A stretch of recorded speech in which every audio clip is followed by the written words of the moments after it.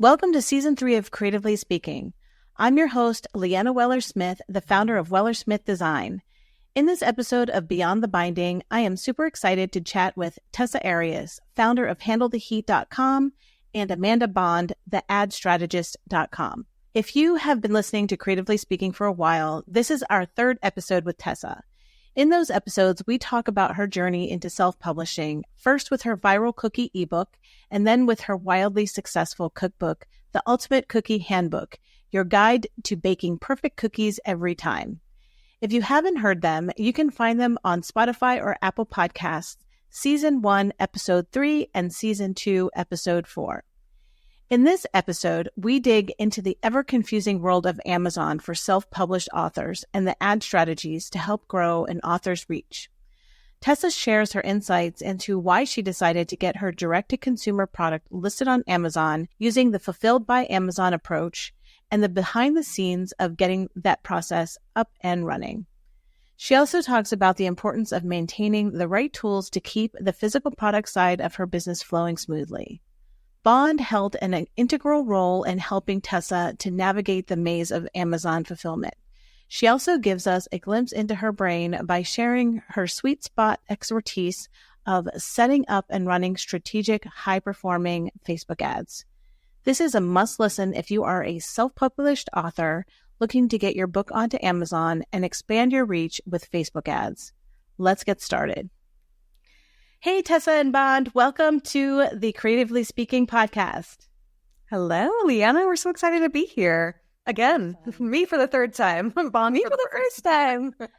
I know, I'm excited. We were just chatting before this saying, I've never done a multi-speaker podcast, so it'll be interesting, but I think this is going to be fun. So I'm super excited to have both of you on with me today. Tessa, like you mentioned, this is, I think, our third true interview. And I'm going to make sure that all of those episodes are linked in the show notes for this, because those episodes really talk about your process of self-publishing. But before we dive into all of those fun things, I would love for both of you just to give a little intro about who you are and what you do. Sure. So my name is Tessa. I'm the founder of HandleTheHeat.com, which is a resource for home bakers, all things homemade baking. We have over 1,000 published recipes, and I really like to focus on the science of baking to show you how and why recipes work. I also have graduated culinary school and now have written 2 cookbooks. One was the traditional publishing route over 10 years ago, and then my second book was self-published, and Leanna was my guide and spirit mentor through that whole process. And I manifested that for us. Oh, yeah, you totally did.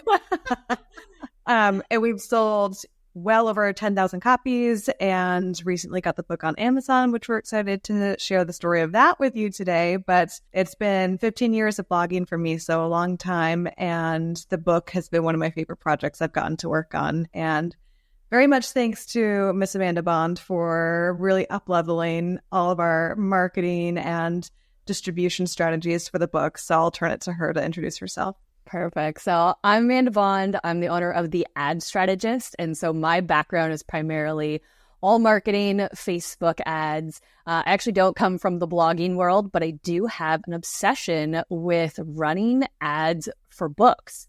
And that's because one day I hope to write my own. I haven't went through that process yet. So love being here with everyone else who is going through that or already been through that. I know you guys are my people, but I've been behind the scenes of a lot of different businesses. So I really understand the operational and strategic side of just online business in general, primarily working with course creators for over a decade to help them scale their online sales funnels, help them bring more attention to their offers, their digital products, and books. So that is my background and actually how I stumbled across and met Tessa in the first place. Oh, that's awesome. What a great background and story, too, because I can say, I do believe we were all in the 90-day year together many, many moons ago.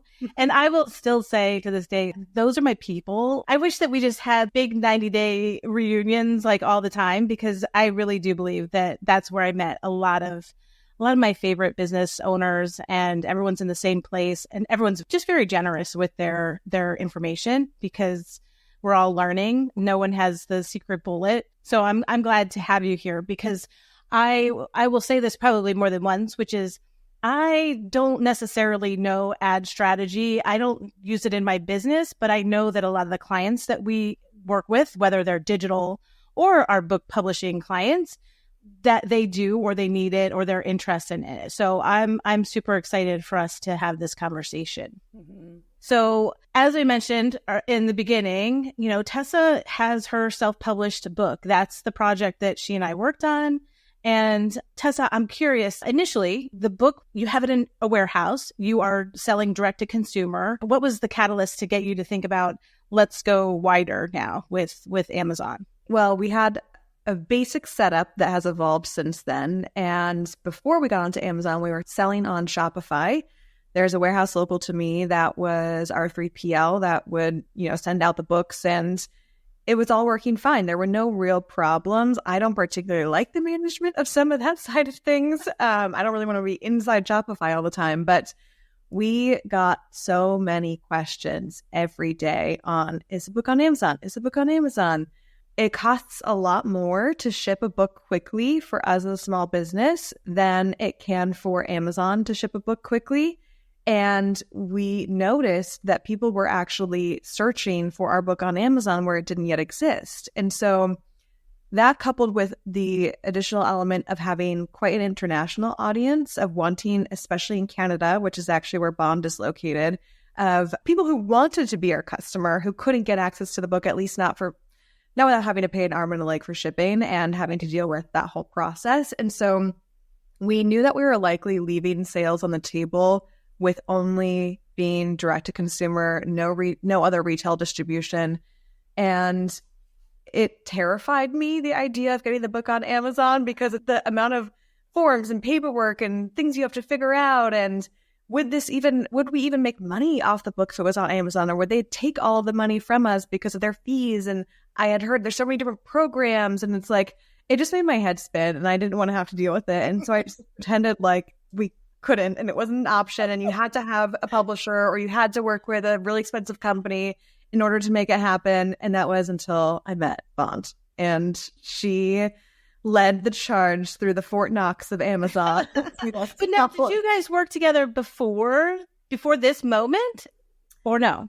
I'll let Amanda answer that question. Yeah, so we were in 90 Day Year together, and then we also were in the program Run Like Clockwork, and we were with Adrian. With Adrian. So we were working on our own organizational efficiency and really hit it off. Started talking on Voxer while I lived in Mexico, and we didn't even know each other. But one day, me being an ad strategist, I thought one of the biggest challenge online course creators have is that it's hard for them to get traffic, right? Traffic to their author or their offers. So I was like, who has a lot of built-in traffic? Bloggers, right? So Tessa had posted something in the group, and I just reached out to her asking a question about how that traffic converts into digital product sales. And that just started probably a year-long friendship of back and forth, 15-minute Voxers just about life and business. So this is before we even worked together. And then at one point I was like, can I just play in your business? Like, can you just let me loose? And I could see you like, skill set. Yeah. I was like, you're my muse anyway. I think about your business when I'm not working with you. Could we do some work together? And that was August of 2022 now. So this will be going on 2 years this summer. And that was how we ended up starting working together, working on a few other projects at first. But when it came to Amazon, my background in book selling, I sold over $1 million of a physical planner. And that was primarily on Shopify as well. But my fiance has an Amazon business that he has now sold part ownership in and has done really well with it over the years. So I had the audacity to think it was easy.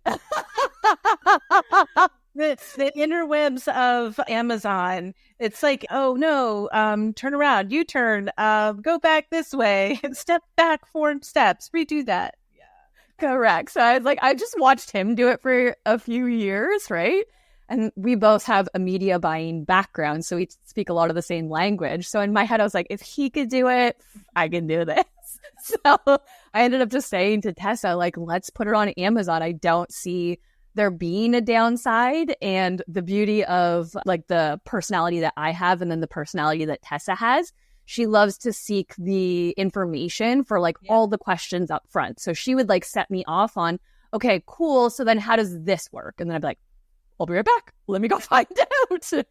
Tessa, I was telling somebody I think I was talking to my team, and I was like, I can't wait to have this conversation because Tessa has a very, I'm going to say, analytical brain. You were looking at the data. Your business acumen is way more than I even have now. So it's always impressive. And I'm like, I'm going to learn so much from both of these women today.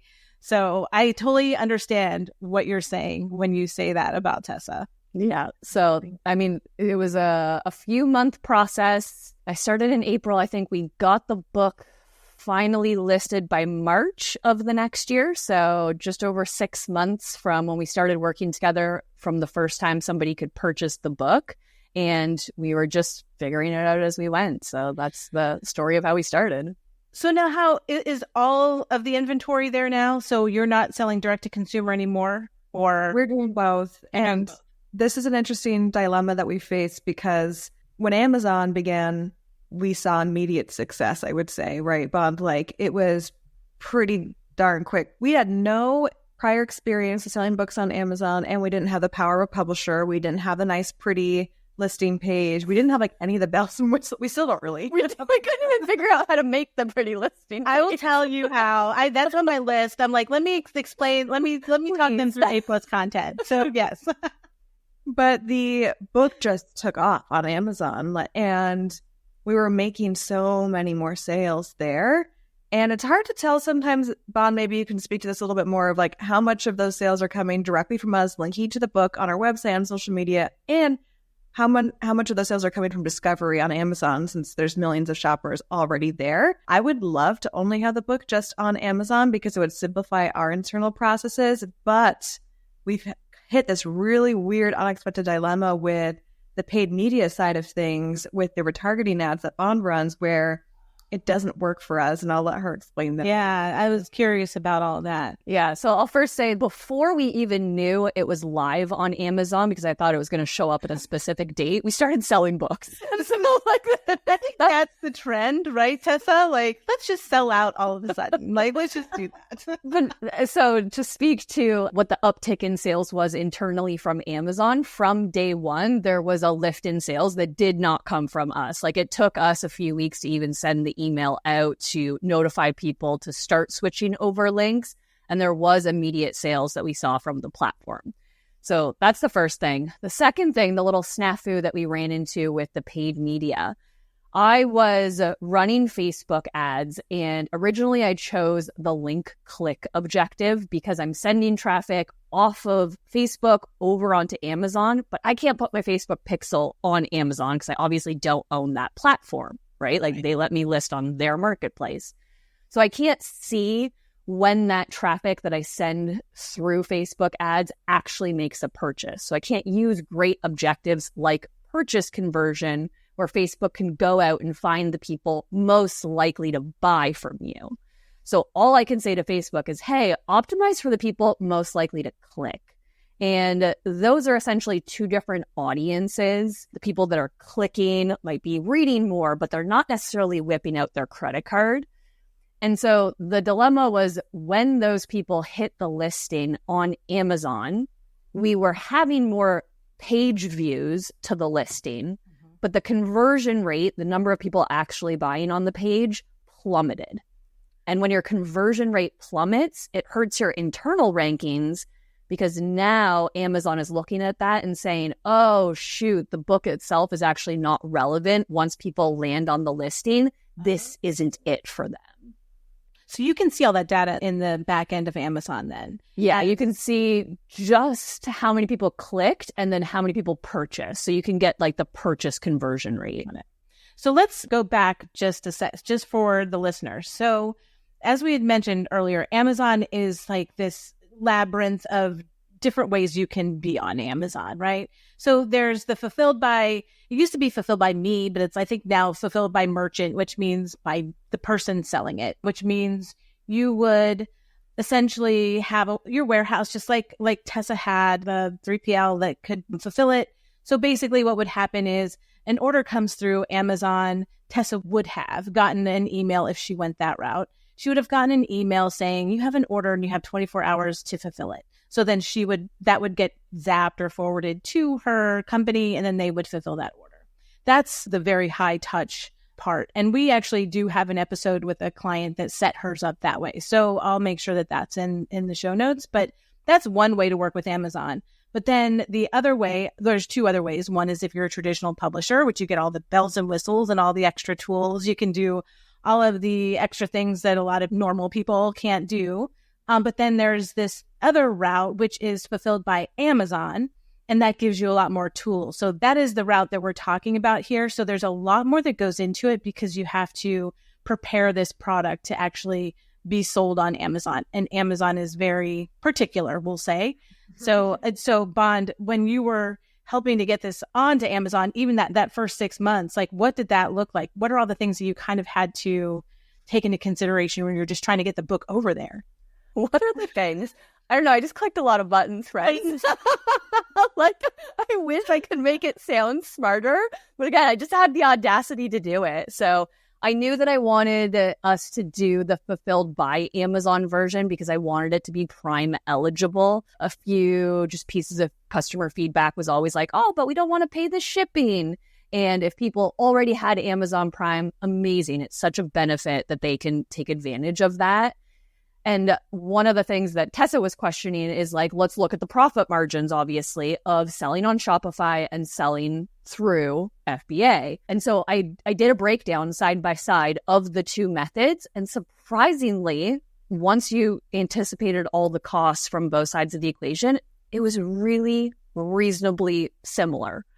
And that was why we decided, okay, cool. We're okay doing it fulfilled by Amazon. And I think we made a good decision a few months prior when we reordered our books. We reordered the largest order that we had ordered to that date because, again, we had the courage to believe that this was going to make sense and going to be possible, which I believe it almost cut the cost per individual book in half. Yeah. So all of those things made sense. And that's why we decided. So once I went to go set it up, I had actually, the only other experience I had with Amazon was reselling books. So anytime I was finished reading a book, I had myself as an individual as a reseller.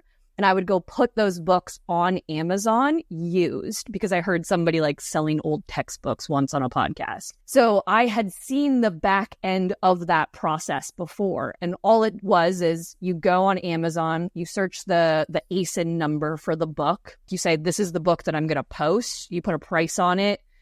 And then you do that for however many books you're going to send at a time. So I'd like send a box off at a time. They'd print me 30 stickers and I'd have to like sort through and find the sticker per each book, pop them in a box, and then they'd give me a little sticker for that individual box. Well, it was no different of a process when you're sending in pallets. The very first time we paid, I think it was the extra 30 cents to have Amazon sticker every single one of the books. Right. Because we could have had the co-packer do it, but I think it was actually more expensive because they'd have to take all the books out of the boxes, then put it back in and ship it off to Amazon.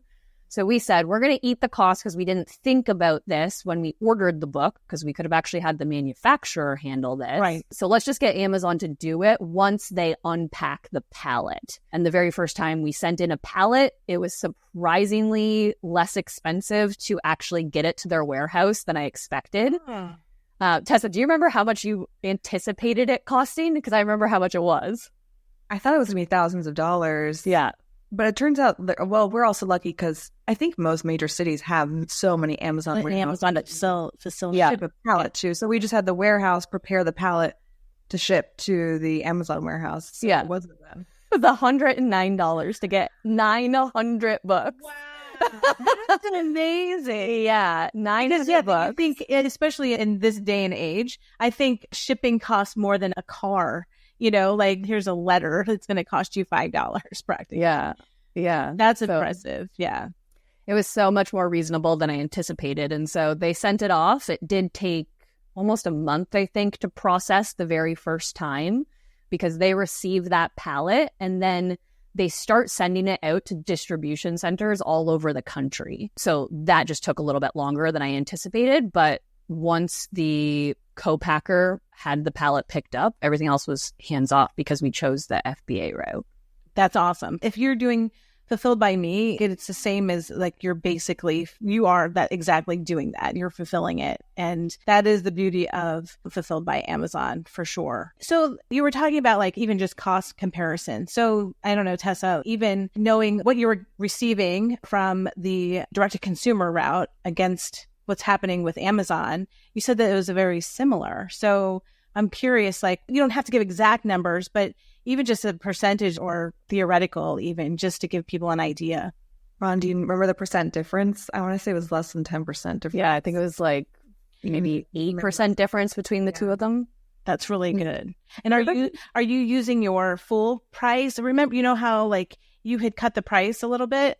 Mm-hmm. So we launched the book at $39. And then once we recuperated all of our upfront investment of producing the book, we dropped the price to $29 and it became like a marketing campaign for us as well. And so $29 is always what it's been for Amazon. So it's still a little bit more expensive than other books on Amazon, but it's not, I think $39 wouldn't have worked on Amazon at all. And actually, I think they have rules on how you can price a book on Amazon. But the other interesting thing about Amazon is that you save a lot of money. So with Shopify, I have to have the Shopify fees of like not only the transaction fees, but also the cost to have a Shopify subscription for every month, or if you pay annually. Sales tax is something that I have to worry about collecting and remitting when I'm taking orders on Shopify. So having to pay for TaxStar, having to pay for sales tax when I do my taxes, having to pay for an accountant, having to pay for an accountant to also track inventory. Then you also have to think about customer service when you're doing direct to consumer. So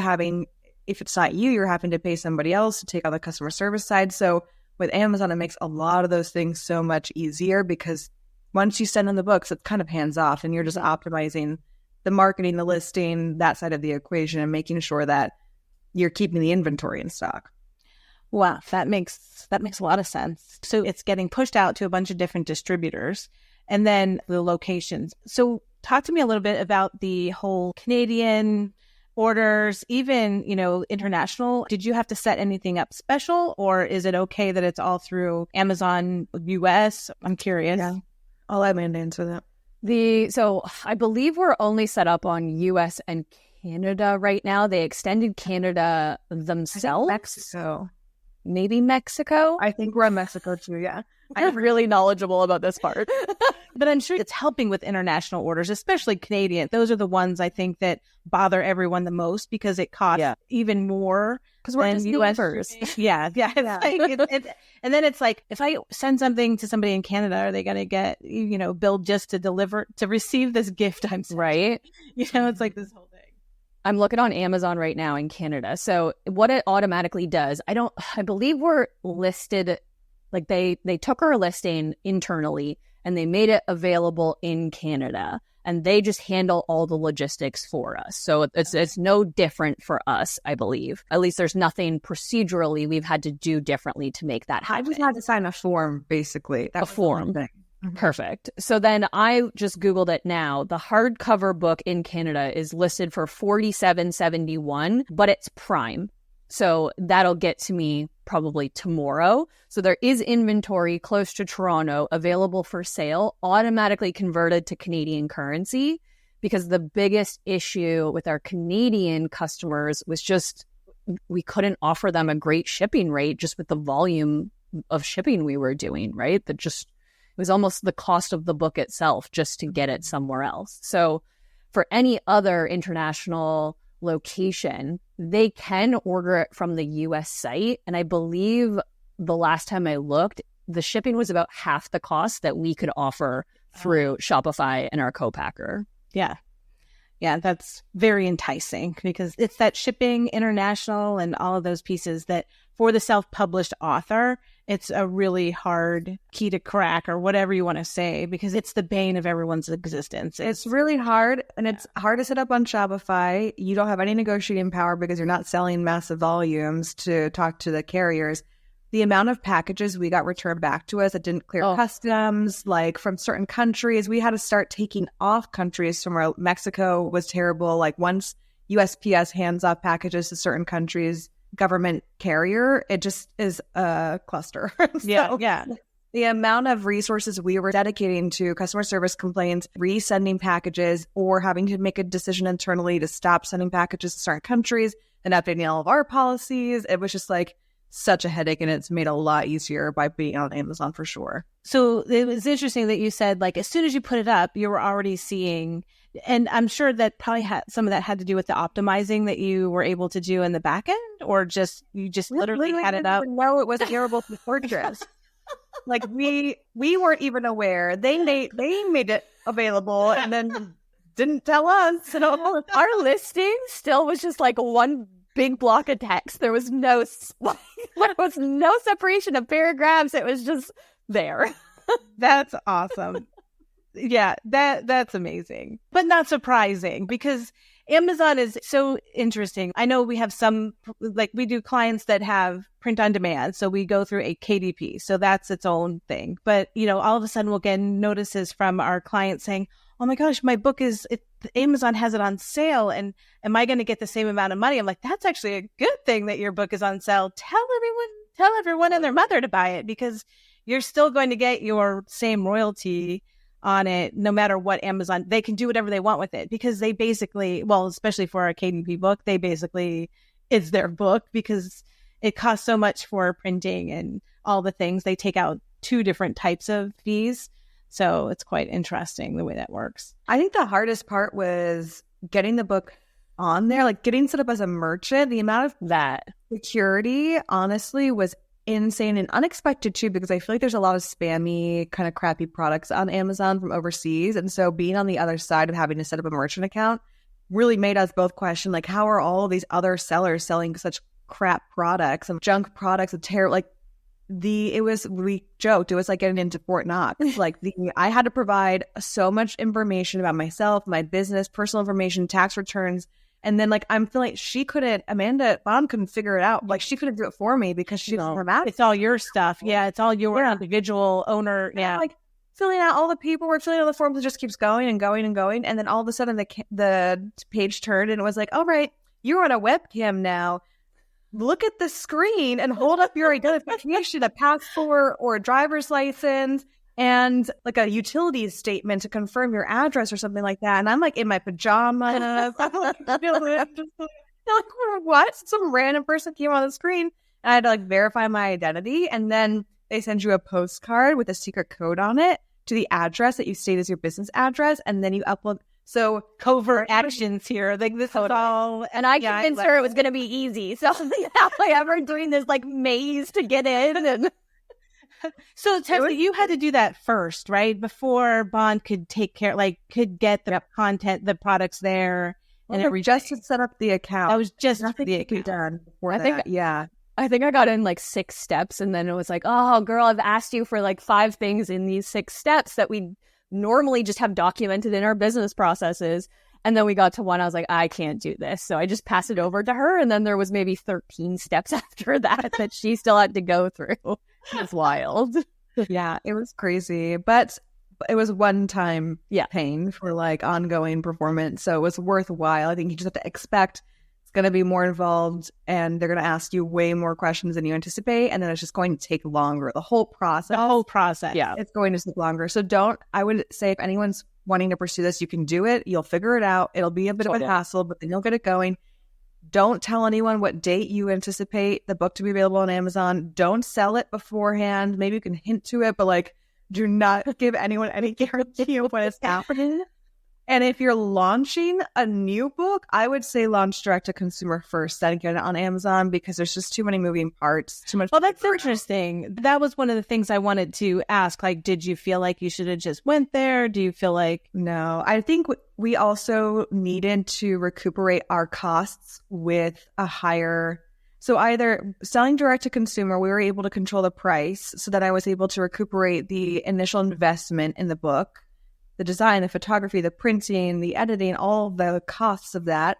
So I could sell it for a higher price, but also I can do upsells. I can do cross sells. I can do a whole funnel with direct to consumer where I can increase the profit margin. Maybe I offer a course or a digital guide that has no real hard costs to me to help increase the profit margin until I've recuperated those costs or until I can buy a larger shipment, a larger printing where the price per unit is much less, because that's where you can really get going with making a nice profit, nice revenue stream for you. Yeah, you really can. We try to tell our clients if they feel like they can sell 5,000 units, they're going to make their money back, depending on how much outsourcing they've done. So if they've taken their own photography, there's certain things that they've already done. That cost has already been absorbed because they've already done that work. But if they can comfortably sell 5,000 copies at around $34.99, like some of our clients are selling at $39.99 and they're doing just fine. So it depends on your own audience and what their threshold for sales are or cost, like how much they're willing to spend. But we tell them if they can sell at least 5,000, then they're going to recoup their money plus.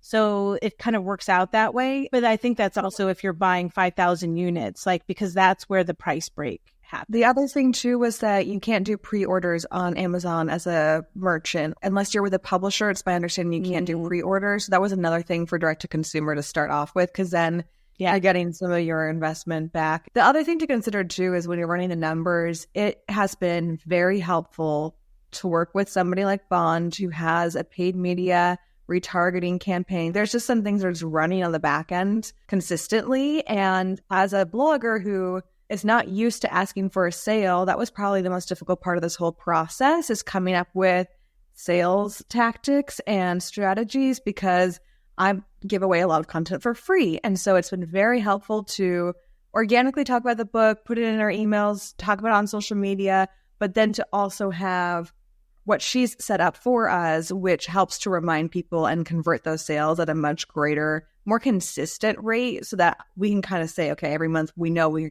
going to get about this amount of sales. It helps us to gauge our inventory levels, our revenue and expenses and all that stuff as well. And I can let her speak to that a little bit more too. Before you dig in on that, is that partially why you still have units at your warehouse in Arizona so that Bond can do that type of work? Or Exactly. Yeah. I'll actually start with speaking to what you just asked there, because previously when I was saying when we set up traffic campaigns and sent them to Amazon, it tanked our internal rankings over on Amazon.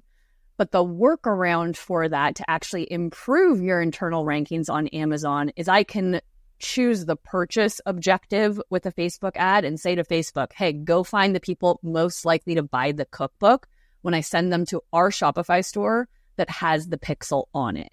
So they're going to put that ad in front of the people most likely to buy. But we realized that I'm doing a renovation on a house right now. And every single time I go to Home Depot and I go to buy something, I'll Amazon it real quick and be like, is this the best price that I'm going to get for it? Or should I just ship it to my house tomorrow and work on that project then? So what's happening is the traffic that we're sending over to our Shopify, a portion of it is buying on Shopify, but then others are clicking over to Amazon with purchase intent.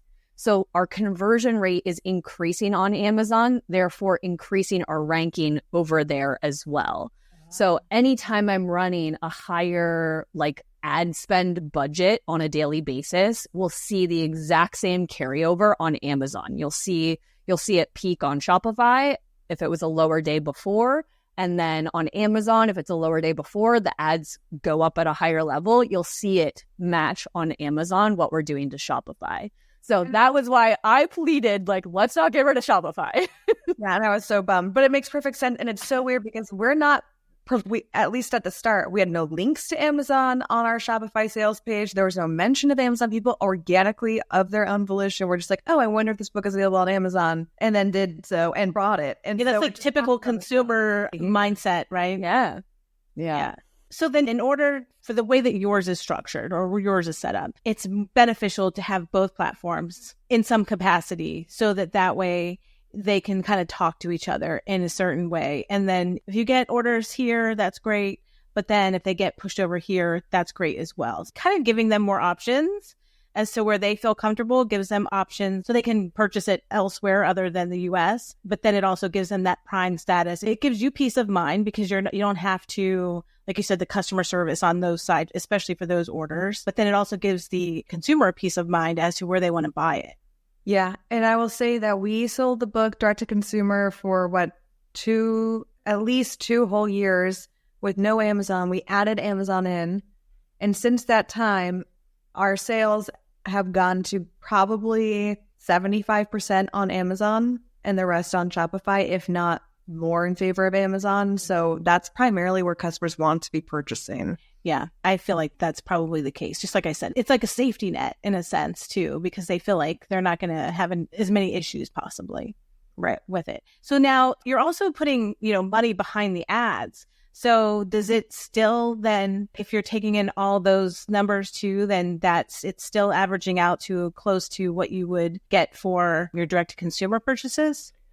So return on the investment. I don't know if we spend about 12% of the total revenue that we'll generate in any given month on ads. So it does cut into our gross profit. But we were having a discussion one day of like, are we looking for this to be a profit center for the business, or are we looking at this as a branding opportunity to get exposure to more people for the next cookbook, for the next offer that we put out there? And so it's a conversation that each of us needs to answer individually of where you are in your business life cycle to see what makes sense. And for us specifically in the niche that we're in, our Q4 goes insanely good. And this was our first full year of being on Amazon. So we were kind of observing how all of that works. We were a little bit overzealous in some of our projections about what we anticipated it would do.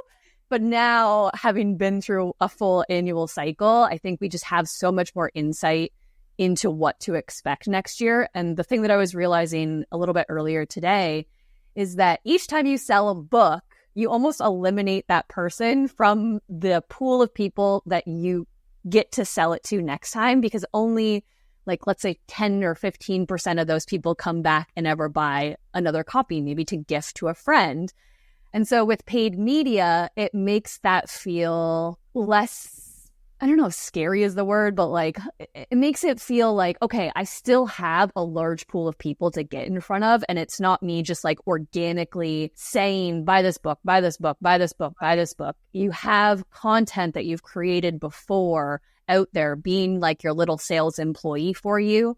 And the way that our ad creative is structured, it's so on brand. It's so empathetic. The one ad that we've probably put the most budget behind is literally Tessa thanking her community for being there. And the photo is a grid, like a 9 grid of people holding up the book and smiling. So 9 little pictures in the photo. And that has been one of our best ads. It's so empathetic.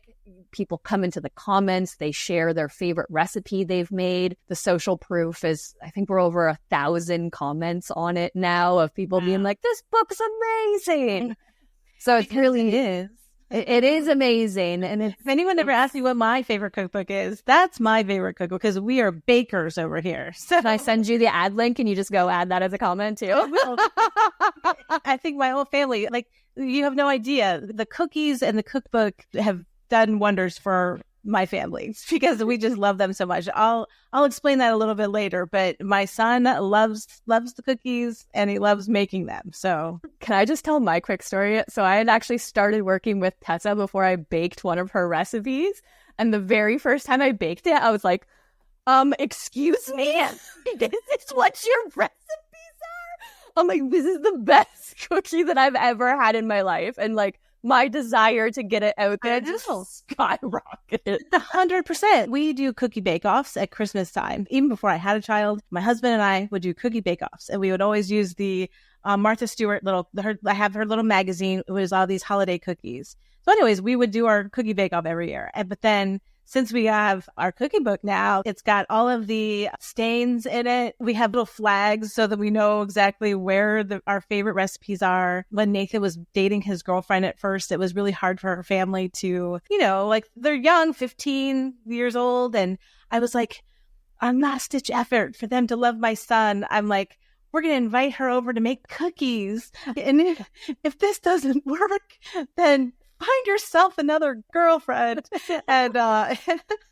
And we were talking about it with her at my birthday a couple weeks ago. And we were like, that was the catalyst moment. It was the cookies. She's like, it was. She was like, she goes, my whole family loves the cookies and they want me to come over every Christmas to make. And we made like 14 cookies. So I'm not saying like one. Anyways, I'm a true believer in these cookies because every one we've made has turned out perfect. So anyways, that's a little for anyone listening. everyone needs to go get the book. So this is really interesting. I think this is great because like I alluded to even in the beginning, this season of the podcast is all about all the things that you don't think about. You have a book. What do you do with it? Whether you're traditionally published, that's even different because they don't have that much control. I think that's the beauty of the self-published book, which is you can decide if you want to do direct to consumer. You can decide if you want to get on Amazon. And you also have the option to even go wider with like a full-on online distribution with all of the online services. So you have the opportunity to kind of figure out where, just like you said, Bond, figure out what your goal is with it and go that route. But there's all these pieces, right? There's the warehousing, distributing, all those things you mentioned, Tessa, all of those pieces that go into just one sale or having this Amazon. It's actually probably an and Amazon. So are there things that you can see as the downside of having both of these set up? From my perspective, I think having to maintain the Shopify and the sales tax and customer service on the direct-to-consumer side is a little bit frustrating. But since we're not getting as many orders from Shopify anymore, they're mostly going to Amazon, the resources it requires now is pretty minimal. And it's all kind of automated too. We've set up our processes and systems, so it's pretty seamless. So it's just really like having to pay Shopify every month is the part. Are you thinking that at some point there could be some workaround that you can find so that maybe you don't have to keep the book in 2 locations, maybe? The only way that I could see us doing that is if we're just not sending any more traffic from paid media. Yeah. If it was all organic, that could totally make sense. But I feel like the paid media is really, it's the catalyst to get those other people in there, like in the orbit. Otherwise, you're just kind of relying on luck, I think. Do you think that is that's right? Yeah, luck, or just how well can you sell consistently as a blogger, business owner with all the other things you have on your plate. The other option too that I've been considering, we haven't really had many specific discussions about it, it's more like things we've kind of talked about in passing, is just adding other items to our Shopify store that don't take as much content heavy resources to produce like a book, a whole book does, because AI and the death of the third-party browser cookie, there's all these threats to our industry that may impact our ad earnings from our website, which is still our primary revenue stream at the moment, that it could be nice to be able to offer other products to round out our revenue streams. But again, as well as like having that higher touch point, establishing the brand in a deeper way with our audience, where they own products that we have in their homes. It just has a different impact to how people interact with our brand once they've become a real fan, so much so that they've got the book or they've got the thing. Yeah, big fan over here. I've got the book, I've got the thing. I probably have too many. I send the book for Christmas gifts because it's still my favorite gift to give. So I'm curious, Bond, on the ad strategy side, you had mentioned like you've tested things. So that's part of the process then as well. Just seeing what is going to convert properly or convert the best. With Tessa's, about how many tests did you really run to try to get to that point? This is going to be a great answer because the very first ad that I put up is the ad that we still run every single day. In my living room while she was visiting. It was like on the fly. I watched her like do it, like her genius ad line. I was like, I don't even know what she's doing over there. But it was amazing. I woke her up the next morning at like 7 a.m. I was like, we got a sale. It was $3. We paid $3 for a $30 sale. She's like, coffee? No, you don't drink coffee. That's awesome. I think that's par for the course though, right, Tessa? So selling out upon your first order, then, moving over to Amazon and having orders come through without even knowing that it was there. And now the first ad that you run happens to be the magic ad. So I will add to that, the ad that we ended up running was an organic piece of content beforehand. So she had posted that, her community commented on it, and then they had started sharing their recipes just on the Facebook page in general, right? So I took that post, I went back and edited the body copy, like the text of it, to read more like a quick ad. And then I took the URL of that post and put it in Facebook and said, instead of me creating a brand new ad, just use this existing organic post. And it's not boosting, it's going into the back end of Ads Manager, where I was able to just add some targeting, show it to our warm audiences, so people that visit the website, people who interact on Facebook and Instagram, people already on our email list. So I was able to say, first, let's put it in front of those people. And then once we knew that that ad was getting us results for the amount that we were looking for, then we started putting it out to cold traffic. And there are other variations that we've layered over top of it. But just the thing that makes me as an ad strategist different is I don't really do a lot of split testing. My thesis is layer your ads so people can see different angles. And it's not just one single touch point that like makes or breaks it. It's them being in your world, understanding your brand. We're kind of building evangelists that way, as long as it's still cost effective, like as long as you're still targeting the right people and you're getting sales and revenue for the money that you're putting into Facebook. Like we still need to think of the economics of it. And it's not just like a, free for all, cross your fingers, hope your money comes back. Right. Like I've said, this is a whole new world for me. What I will tell the listeners is that I follow Bond's Facebook page. So I see all of the strategies and I can see your mind working in every single post that you have there. So if this is something that you feel that you need, I definitely think you need to follow Amanda's page, because that's what you're doing. You're like noodling in there and you're really looking at the data, digging in, which is again why I know Tessa, really the two of you resonate together, because both of your minds are looking at it strategically. And I think that that's also one piece that self-published authors need to think about, is the strategy behind all this. Why did you make the book? How are you going to sell the book? How are you going to market the book? Where are you going to sell the book? How are you going to keep getting sales coming in, or people that aren't on your email list? How are you attracting them? And all of those little posts that you say about this and this and this, I can see it all coming together. So I wish that I was running ads, but I am not. I'm just smiling over here because I was like, oh, good. So you saw the day where I was like, I low-key sold $15,000 of a cookbook in the last 3 days. And at that point, I hadn't even told Tessa. Because I hadn't even told her I turned up the ads or was doing any of this. And then I just messaged her. I was like, I forgot to by the way. Yeah, let's turn up. Oh, darn. Guess what? That was a good oops.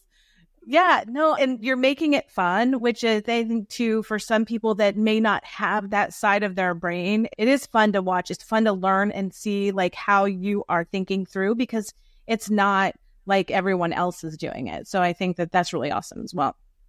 Because I feel like Amanda Bond is one of the world's leading experts in Facebook ads, and it's such a pleasure to get to work with her. And she came from the world of working with like some of the top internet marketers teaching internet marketing. And she was able to transition from selling $1,000 courses or consulting or coaching programs to a $29 cookbook about cookies.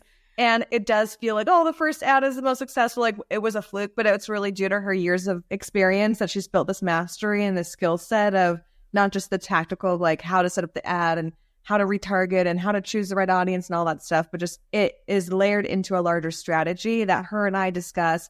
And it's so nice to get to brainstorm and have somebody else to bounce ideas around, because I can talk to my team members all day long, but they don't have the mindset of a business owner like she does. And they're not seeing the whole picture and able to think in a strategic way and then build a system that supports that strategy so that it kind of just runs on its own. And I can't wait to see what we do next, because I want to have like all these other different offerings and products that all just kind of run and have these little worlds that we're creating for our customers to enjoy and be immersed in and make money while we're doing it too.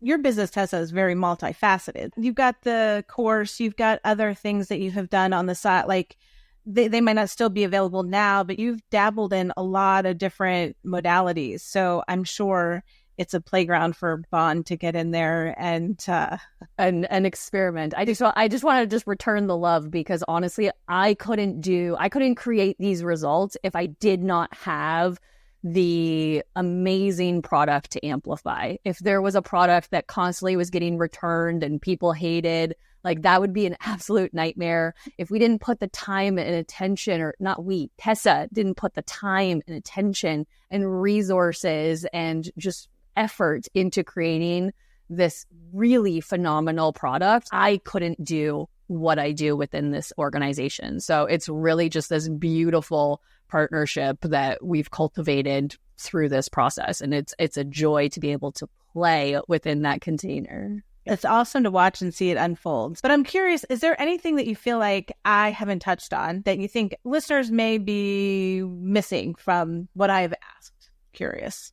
No, I think we covered most of the conversations that we've had. We constantly just question everything as we go through it. We're like, is this the right choice? What about this? And bouncing it off each other has been the funnest part of the process. But in terms of all of the tactical elements, I think we've covered pretty much how it works from start to finish.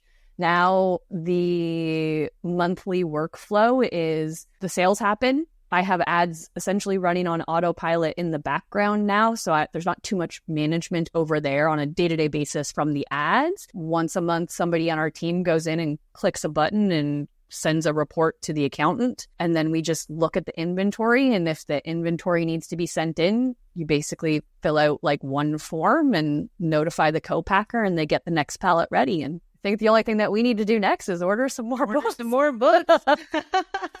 That's fantastic. And I think that also is a great way to kind of wrap it up, because yes, you have to think of all these things, but once it's set up, it is also knowing too that there's some peace of mind in that you don't always have to be in there touching all the things, because once you have everything kind of moving, just like you said, there's only a few touch points that you have to do to kind of keep that wheel moving. Yeah, Uncle Jeff handles the rest. Yeah.